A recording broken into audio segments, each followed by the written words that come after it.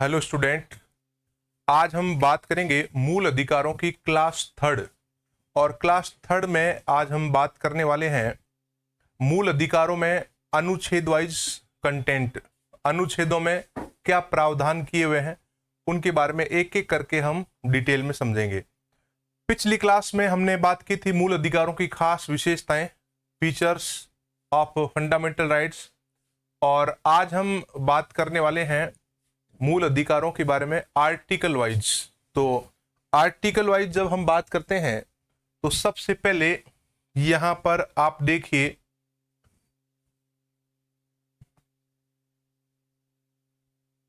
Article यहां तक हो गया था 12। यहां हम स्टार्ट करेंगे आर्टिकल 12 अनुच्छेद 12 से। जब हम बात करते हैं अनुच्छेद 12 की, तो 12 परिभाषा की बात करता है, डेफिनेशन ऑफ स्टेट, यानी कि यहां पर स्टेट की बात की जा रही है। क्योंकि मूल अधिकार जब आप पढ़ेंगे तो बार बार एक शब्द आता है स्टेट, राज्य राज्य राज्य, ये करेगा, राज्य वो नहीं करेगा।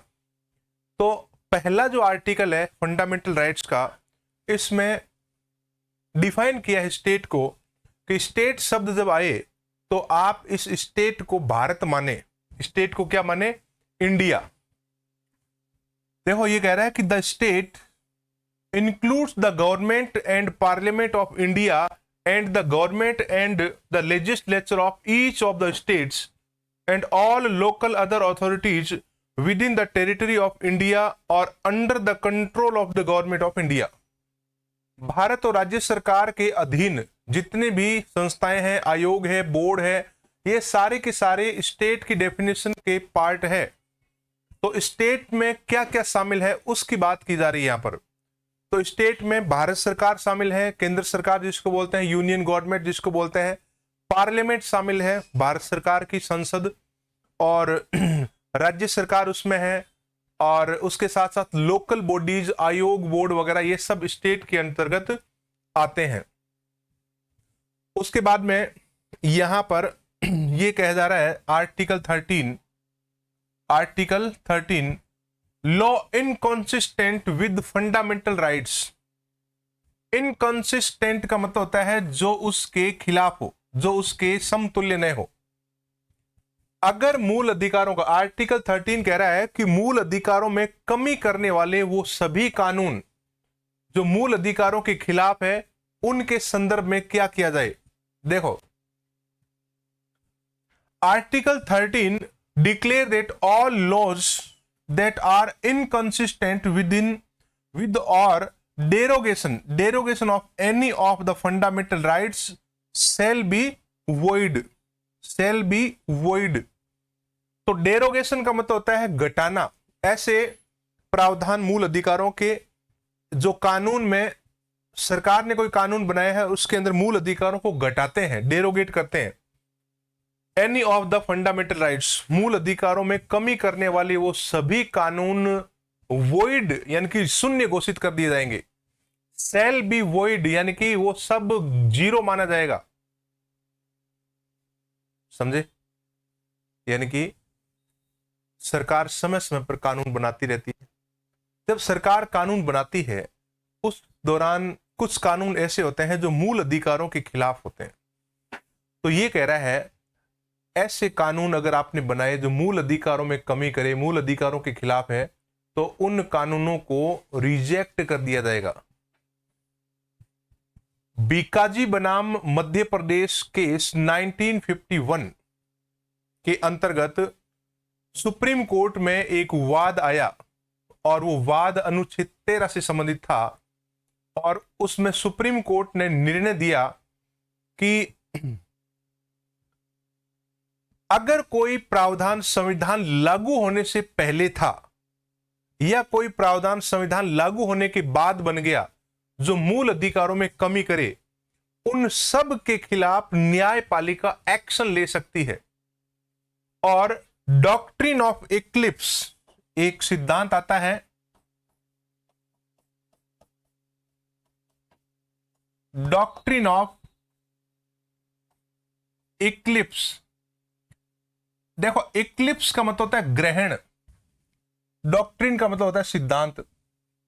ग्रहण लगना, मतलब ग्रहण लगने का मतलब होता है उसको इस प्रकार से छायांकित कर देना। इक्लिप्स का मतलब होता है कि मूल अधिकारों में कमी करने वाले वो कानून, मूल अधिकारों में कमी करने वाले वो कानून जो मूल अधिकार के किसी पार्ट को घटाता है, उस कानून को अस्थायी रूप से आप हटा दो। ग्रहण जो होता है ना अस्थायी होता है। फिर ग्रहण हटने के बाद जब मूल अधिकारों का लोग इस्तेमाल करते हैं और वो कानून मूल अधिकारों के खिलाफ है, तो ऐसी कंडीशन में उस कानून पर ग्रहण लग जाएगा, तो वो कानून निष्क्रिय हो जाएगा, लेकिन मूल अधिकार हमेशा एक्टिव रहेंगे। उसे कहते हैं डॉक्ट्रिन ऑफ इक्लिप्स। एक इसमें अनुच्छेद 13 में एक और सिद्धांत सुप्रीम कोर्ट का आया है जिसको कहते हैं डॉक्ट्रिन ऑफ सेवरेबिलिटी।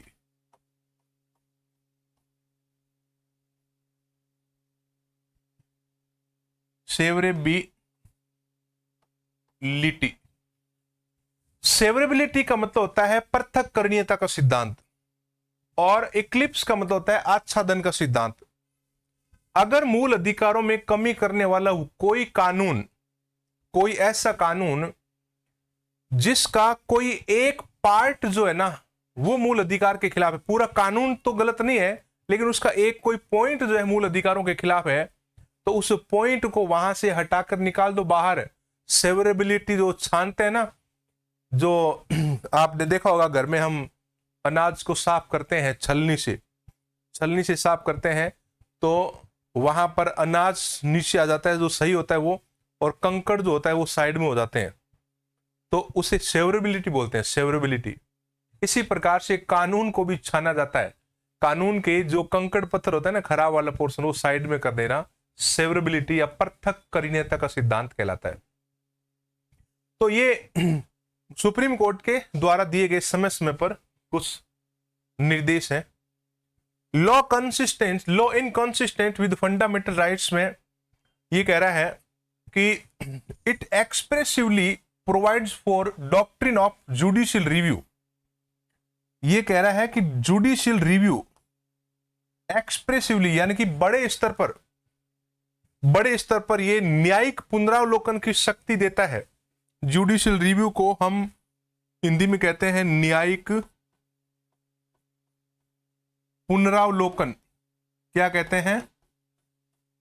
न्यायिक पुनरावलोकन, जुडिशियल रिव्यू। इसका मतलब होता है कि न्यायपालिका ऐसे कानून को रिजेक्ट कर सकती है, न्यायपालिका ऐसे कानून को रिजेक्ट कर सकती है जो मूल अधिकारों के खिलाफ है। उस कानून की जब जांच की जाती है तो संविधान की कसौटी पर उसको परखते हैं, उसे कहते हैं न्यायिक पुनरावलोकन या जुडिशियल रिव्यू। आपके समक्ष अगर कोई इस प्रकार का मामला आ जाए जो आपके सिद्धांतों के खिलाफ हो, आप उसकी जांच करेंगे, गई भाई अपने सिद्धांतों के खिलाफ मामला है तो हम उसको बर्दाश्त नहीं करेंगे। इसी प्रकार से न्यायपालिका की ड्यूटी है कि संविधान के खिलाफ कोई कानून ऐसा आ जाए, कानून संविधान के खिलाफ हो नहीं हो, सभी कानूनों की जांच की जाती है और जांच करना न्यायिक पुनरावलोकन कहलाता है। This power has been conferred on the Supreme Court article 32, यानी कि अनुच्छेद कौन से में है? अनुच्छेद 32 में यह पावर निर्देशित होती है। द हाईकोर्ट आर्टिकल 226, यानी कि राज्यों के उच्च न्यायालय अनुच्छेद 226 के अंतर्गत इस पावर का इस्तेमाल करते हैं। कस्टोडियन, सुप्रीम कोर्ट संविधान का कस्टोडियन है, संरक्षक है, संविधान की रक्षा करता है, मूल अधिकारों की रक्षा करता है।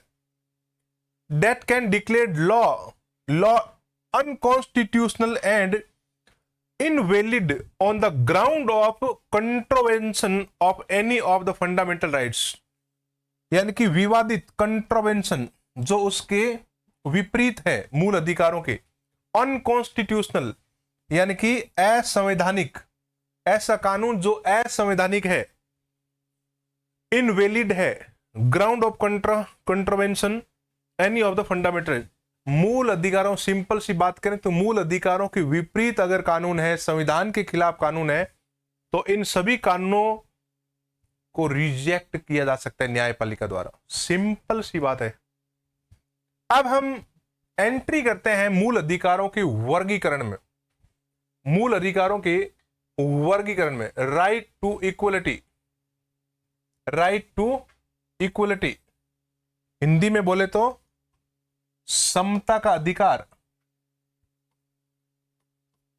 किसका अधिकार? समता का।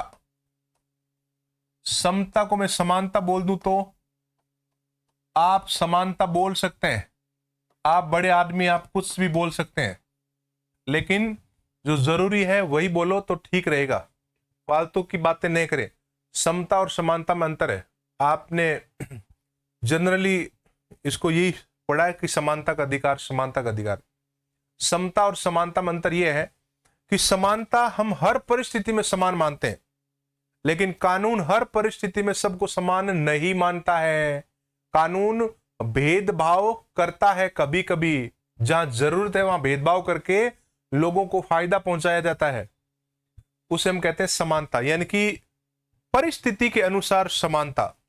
जैसे मान लो कि गरीब है, गरीबों के साथ समानता हो, और गरीब और अमीर है तो उनके बीच में समानता नहीं आएगी, तो उसे हम समता कहते हैं, इक्वलिटी।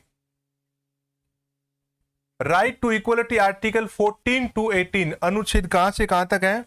अनुच्छेद 14 से लेकर 18 तक जितने भी अधिकार है वो सारे के सारे क्या कर रहे हैं? वो सारे के सारे समाज को समान बनाने का प्रयास कर रहे हैं। देखो, सबसे पहले आता है राइट टू इक्वलिटी।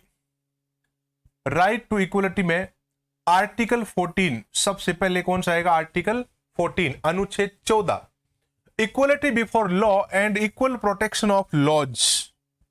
घबराने की बिल्कुल भी आवश्यकता नहीं है, इसको हम कहते हैं विधि के समक्ष समता। विधि क्या हो रहा है? What happen? विधि, विधि का मतलब होता है कानून के समक्ष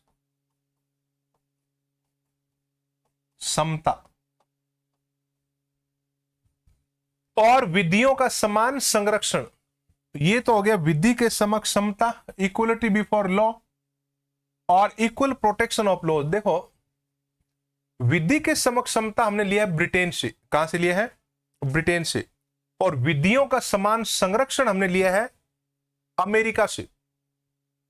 तो विधि के समक्ष समता कहता है कि देश में कानून सबके लिए समान होगा, कानून में किसी प्रकार का भेदभाव नहीं होगा, और विधियों का समान संरक्षण, equal protection of laws, equal protection of laws कहता है कि हम परिस्थिति के अनुसार भेदभाव करेंगे।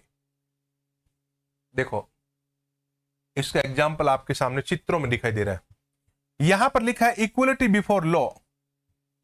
अगर हम सबको ये कर दें इक्वलिटी बिफोर लॉ, देखो ये बच्चे मैच देख रहे हैं, कोई ग्राउंड में यहां पर मैच देख रहे हैं, इसकी हाइट लंबी है, इसकी थोड़ी कम है, इसकी कम है। मान लो कि ये दोनों, ये ठीक है, ये विकलांग है ना, ये विकलांग है, खड़ा नहीं हो सकता, मतलब तो अब खड़ा नहीं हो सकता, लेकिन मैच तो सबको दिखाना है। देखो, एंजॉय करने का अधिकार सबको है, लेकिन अब क्या किया जाएगा?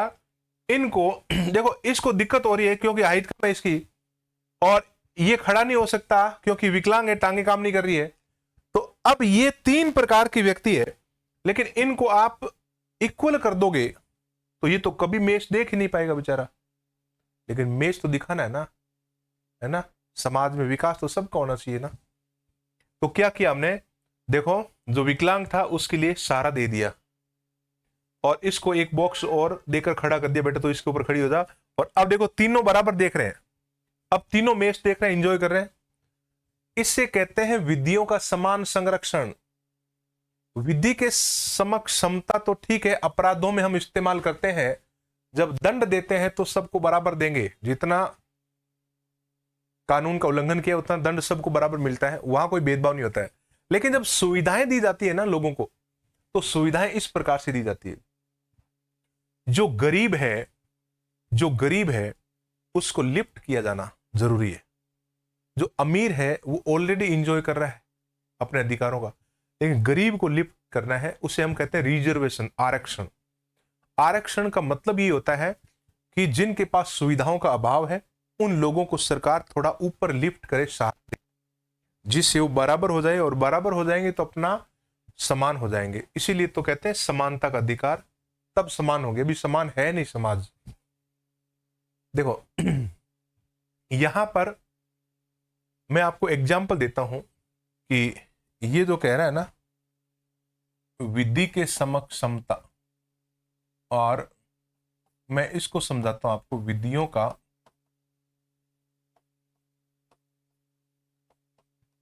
समान संरक्षण, विधियों का समान संरक्षण।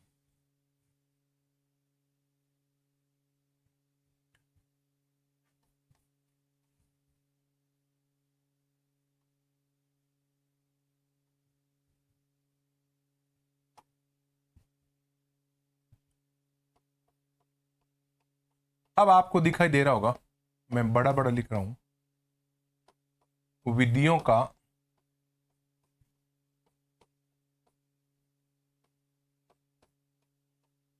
समान संरक्षण। और एक शब्द क्या था, विधि के समक्ष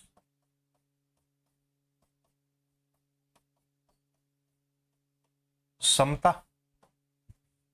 ये विधि के समक्ष समता कहां से लिया हमने, ब्रिटेन से, ये ब्रिटेन से लिया हुआ है। और विधियों का समान संरक्षण हमने कहां से लिया है, ये हमने लिया है अमेरिका से, यूनाइटेड स्टेट ऑफ अमेरिका से।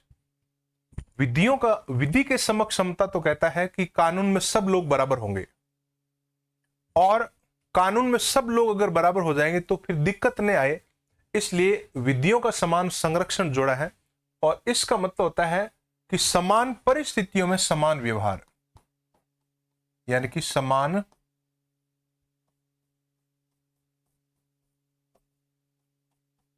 परिस्थितियों में समान व्यवहार। देखो, समान परिस्थितियों में समान व्यवहार का मतलब हुआ कि जब लोगों की परिस्थितियां एक जैसी हो ना, तब आप बराबर करो उनको, लेकिन लोगों की परिस्थितियां अलग अलग है तो आप समान नहीं कर सकते। अभी मैं एक एग्जांपल दूंगा, आपको समझ में आ जाएगा। एक बार जंगल में जानवरों की रेस हुई, जानवरों की एक मीटिंग हुई, और जानवरों की मीटिंग में निर्णय लिया गया कि जंगल का राजा हमेशा शेर ही क्यों होता है, शेर, लॉयन। बचपन से सुनते आ रहे हैं कि जंगल का राजा शेर, जंगल का राजा शेर, जंगल का राजा शेर, जंगल का राजा शेर। और सभी जानवर इकट्ठा होकर शेर के पास पहुंच गए। ओ शेर, ये जंगल का राजा तू बना हुआ बैठा है ना शुरू से ही, अब डेमोक्रेसी आ गई, अब ये सब ड्रामा खत्म करो और राजा हम भी तो बन सकते हैं। जिराफ ने कहा कि शेर, मेरी गर्दन और आपकी गर्दन का माप देख लो, मैं नीचे खड़ा खड़ा पेड़ को खा सकता हूं, ये टैलेंट है मेरे में, तेरे में तो बता दे, तो जंगल का राजा मुझे होना चाहिए ना। और गेंडे ने कहा देखो शेर, मेरी चमड़ी बुलेट प्रूफ है, गोली नहीं निकल सकती, और तेरी चमड़ी देख ले कितनी पतली है, तो जंगल का राजा तो गेंडे को होना चाहिए ना। लोमड़ी ने कहा ए शेर, तेरे से ज्यादा दिमाग लेकर घूम रही हूं, बहुत चतुर हूं मैं, मेरा आईक्यू आइंस्टीन के बराबर है, जंगल का राजा तो लोमड़ी को होना चाहिए। बंदर ने कहा कि ए शेर, मैं तेरे से ज्यादा हाई जंप लॉन्ग जंप कर सकता हूं, टैलेंट मेरे में ज्यादा है तेरे से, जंगल का राजा मुझे होना चाहिए। घोड़े ने कहा देखो शेर, जंगल का राजा मुझे होना चाहिए, मैं शक्ति का प्रतीक हूं, और मैं जो है जब दौड़ लगाता हूं ना, मैं तेरे को पीछे छोड़ सकता हूं।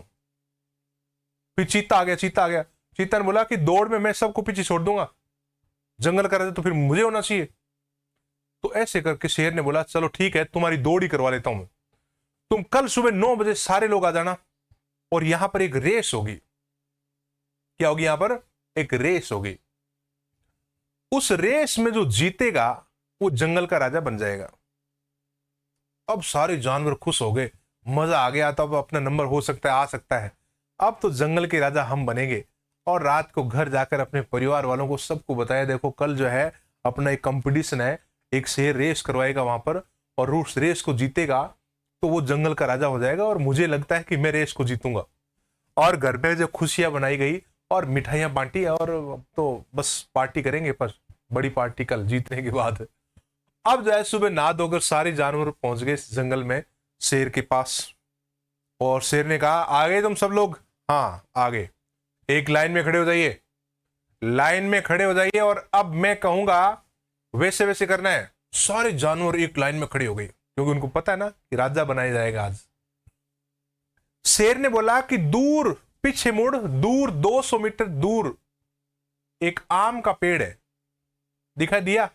हाँ, आम का पेड़ मुझे दिखाई दिया, वो ही पेड़ है, यहां से आप भागकर जाएंगे, मैं बोलूंगा रेडी गो, सभी जानवरों को भागना है, और जो सबसे पहले आम के पेड़ के ऊपर चढ़कर एक आम को तोड़कर मेरे पास जो सबसे पहले लेकर आएगा, उसके लिए मैं सिंहासन खाली कर दूंगा, वो जंगल का राजा। शेर ने बोला, तैयार है सभी? जानवरों ने एक आवाज में बोला, यस सर। अब शेर ने बोला, रेडी गो। अब सारे जानवर भागे, सारे जानवर भागे, वहां पर सभी भाग रहे हैं, अनाप शनाप टाइप के जानवर है, अलग अलग वैरायटी के जानवर है। बंदर ने 4 जंप किए और पेड़ के ऊपर, और अगले 8वें जंप में आ गए शेर के पास। ये ले शेर, ले तू आम खा और साइड हो जा, ये जंगल का राजा अपुन बंदर, और अपुन के बंदर मंत्रियों को अब मैं न्योता दूंगा। ये क्या हुआ? ये क्या हुआ? हाथी ने बोला, ये क्या हुआ? ये तो आ गया, मैं तो अभी कदम ही एक रखा हूं, दूसरे कदम की तो मैं तैयारी कर रहा था, और ये आ गया आम तोड़ कर लेकर। हाँ आ गया, टैलेंट है अपुन का, ये तेरी तरह आलसी थोड़ी हूं। हाथी ने बोला, ये गलत तरीका है, ये तरीका गलत है। तब तक जो घोड़ा आ गया, घोड़े ने बोला, देखो मैं जाकर आया हूं, पेड़ पर नहीं चढ़ पाए मैं तो। और तब तक जो है गेंडा आ गया, गेंडा बोला कि मैं तो बंदर को पीछे छोड़ ही नहीं पाया। और कई जानवरों के अलग अलग टाइप के जो है इश्यू आ गए। अब सभी जानवर शेर का घेराव कर लिया, बोला ये तरीका क्या था, मैं कैसे दौड़ूं, मैं कैसे पेड़ पर चढ़ूं, और मैं तो कर ही नहीं पाया, और जो है मुझे तो अटंगी देकर पटक ही दिया बीच में ही, अब मैं क्या करूं? शेर कंफ्यूज हो गया, क्या किया जाए, ये तो कंपटीशन मेरे तो दिमाग में एक ही था। और कंफ्यूजन को देखकर लोमड़ी, चालाक लोमड़ी आई बीच में, ए शेर, मोटी बुद्धि लेकर बैठा है जंगल का राजा, मैं बताती हूं तरीका। हाँ बताना, क्या हुआ, क्या करूं मैं? तूने गलती क्या की पता है? गलती तूने ये की कि सारे जानवरों को एक साथ ही दौड़ा दिया। अरे सारे जानवरों को प्रकृति ने अलग अलग बनाया है, उनका नेचर अलग अलग है। हम कौन होते हैं सबको एक साथ एक जैसा बनाने वाले? बंदर को जंप करने के लिए, दौड़ने कूदने के लिए तो बनाया है, हाथी कैसे जंप करेगा? घोड़े का नेचर अलग है, बंदरों का नेचर अलग है, जिराफ का नेचर अलग है। प्रकृति ने इन जानवरों को अलग अलग कैटेगरी क्यों ऐसे भी नहीं है? प्रकृति बेवकूफ थी फिर तो, है भगवान तो फिर तू ही है। तो क्या करूं ये बता सोल्यूशन। अरे सोल्यूशन ये है कि हाथियों की रेस करवाओ, बंदरों की रेस करवाओ, घोड़ों की रेस अलग करवाओ, गधों की अलग करवाओ, सब कुछ मिक्स कर दिया। बहुत ही गलत तरीका ये, प्रकृति के खिलाफ है। अब शेर को अक्ल आई, हाँ यार आपने एग्जैक्टली सही बोला, बस यही चीज यहां पर लागू हो रही है। जानवरों में अलग अलग कैटेगरी है, तो क्या इंसानों में नहीं है? इंसानों में भी तो है। इंसान भी तो कोई गरीब है, कोई अमीर है, कोई विकलांग है, कोई महिला है, कोई बच्चा है, कोई बूढ़ा है, अलग अलग वैरायटी है इंसानों में। तो हम उन सबको एक बराबर कैसे कर सकते हैं? नहीं ना। तो बस ये कह रहा है विधियों का समान संरक्षण, यानी कि समान परिस्थितियों में समान व्यवहार, कि आप समान परिस्थितियों में समान व्यवहार करो। लोगों की परिस्थितियां समान नहीं है, इसलिए तो हमने जनरल कैटेगरी को अलग किया है बाकी कैटेगरी से, ओबीसी को उससे अलग किया है, SC को उससे अलग किया है, ST को उससे अलग किया है और EWS को उससे अलग किया है, महिला को उससे अलग किया है। ये इंसानों में हमने कैटेगरी बना दी, क्योंकि सारे इंसान एक जैसे नहीं है। अगर एक जैसे होते तो हमें ये लाइन जोड़ने की जरूरत ही नहीं थी संविधान में। ये लाइन काफी थी, विधि के समक्ष समता, लेकिन हम एक जैसे नहीं हैं।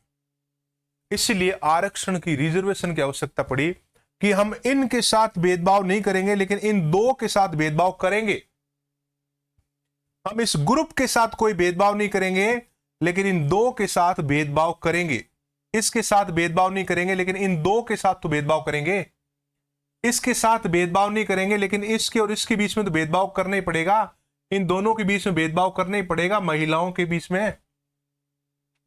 एक और एग्जांपल देखो, अभी अभी राजस्थान पुलिस की भर्ती हुई है, एग्जाम हुआ है, मतलब राजस्थान पुलिस की परीक्षा हुई है। अब फिजिकल होगा। जब फिजिकल होगा ना, तो 5 किलोमीटर की रेस होगी। 5 किलोमीटर की रेस और टाइम मिलेगा 25 मिनट। 5 किलोमीटर को जिसने 25 मिनट में पार कर लिया, वो दौड़ में पास हो गया। और वहीं पर महिलाओं को 35 मिनट मिलेगा। महिलाओं को कितना मिनट? 35 मिनट। पुरुषों को 25 मिनट। आपको लग रहा होगा कि भेदभाव है, लेकिन ये वही चीज है, विधियों का समान संरक्षण। महिला और पुरुष बायोलॉजिकली अपने आप में डिफरेंट है। प्रकृति ने जब उनको अलग अलग बनाया है, तो हम लोग उनको एक बराबर मान ही नहीं सकते। सवाल ही पैदा नहीं होता है। अब आपको समझ में आया होगा, थोड़ा बहुत आपको पल्ले पड़ा होगा कि विधि के समक्ष समता और विधियों का समान संरक्षण का मतलब क्या होता है। जब अपराध कोई करता है ना, तो विधि के समक्ष समता का इस्तेमाल करते हैं, और वो सबके लिए बराबर है। कानून तोड़ा है तो सबके लिए बराबर है। लेकिन सुविधाएं जब हम देते हैं, तो हम इस प्रकार से सुविधाएं दें ताकि सबको मिल जाए। विधि के समक्ष समता में कुछ अपवाद है कि अगर ये लोग अपराध भी कर देना, तो उनके खिलाफ कोई एक्शन नहीं लिया जाएगा। ऐसे कौन लोग हैं जिनके खिलाफ एक्शन नहीं लिया जाएगा? हाँ, ऐसे लोग हैं जो कानून में समान नहीं है, उनके ऊपर कानून लागू होता ही नहीं है। अच्छा, तो नाम बताओ। सबसे पहले राष्ट्रपति। राष्ट्रपति पर यह लागू नहीं होता है। उपराष्ट्रपति, राज्यपाल, विदेशी शासक, राजदूत, यूएनओ की संस्थाएं, दूतावास, ये सारी चीजें जो है ना, सारे पदाधिकारी कानून में समान नहीं है। अगर भारत में विदेशी शासक, जैसे अमेरिका के राष्ट्रपति भारत आए और उन्होंने भारत के कानून का उल्लंघन कर दिया, ऐसी कंडीशन में भारत का पुलिस, भारत के कानून उसको गिरफ्तार नहीं कर सकता।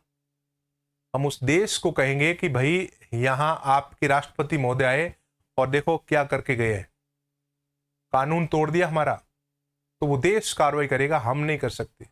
ये पूरी दुनिया में है। हमारा प्रधानमंत्री भी जब दूसरे देश में जाता है और वहां कानून तोड़ देता है, तो उस देश के द्वारा कोई कानूनी कार्रवाई नहीं की जा सकती। ये पूरी दुनिया में राष्ट्राध्यक्षों के लिए है कि विधि के समक्ष वो समान नहीं है। हाँ, सरकारी यात्रा होनी चाहिए। प्राइवेट अगर घूमने आया है राष्ट्रपति अमेरिका वाला, अपनी प्राइवेट यात्रा में आया है और वहां कोई अगर कानून तोड़ दे, तो फिर पुलिस तुरंत एक्शन लेगी, गिरफ्तार करेगी, उस कार्रवाई की जाएगी। तो हमने क्या बात की? हमने ये बात की राइट टू इक्वलिटी, जिसमें अनुच्छेद 14 पढ़ा कि equality before law and equal protection of laws, कि कानून में सब समान है और कानूनों का समान संरक्षण किया जाएगा। कानूनों का समान संरक्षण किया जाएगा, इसका मतलब यही है कि समान परिस्थितियों में समान व्यवहार किया जाएगा। तो बाकी आज के लिए इतना ही। बाकी इसका अगला पार्ट हम नेक्स्ट क्लास में पढ़ेंगे और अगली क्लास में हम आर्टिकल 15 को डिटेल में पढ़ेंगे, अनुच्छेद 15 को, और फिर हम अनुच्छेद 16 सरकारी नौकरियों वाला पढ़ेंगे, और उसके बाद में अनुच्छेद 17 पढ़ेंगे छुआछूत वाला, 18 पढ़ेंगे उपाधियों वाला। तो आज की क्लास को यहाँ पर हम विराम देते हैं, और बाकी आप लोगों का किसी प्रकार का कोई डाउट है तो आप जो है ज़रूर संपर्क करें, ज़रूर पूछें। जय हिंद, जय भारत।